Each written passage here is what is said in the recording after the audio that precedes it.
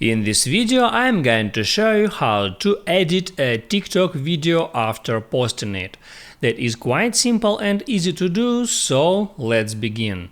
And first open up TikTok app and then hit add profile icon. So now there I can open up any of my videos, let it be that one, and now I can tap here at three dots icon, and there among these options I can scroll to the right, and unfortunately there are no option to edit that video, but I can scroll to the very left and hit there at save video.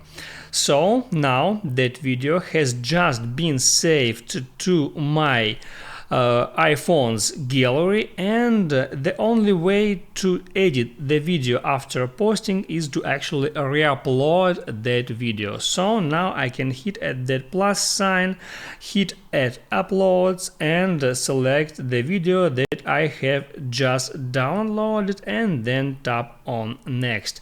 And now here I can make any changes on that video. I can add a sound, I can add some effects, some text here, even make a voiceover or add there some filters. I can hit next and change any of that options as you normally do while creating a TikTok video.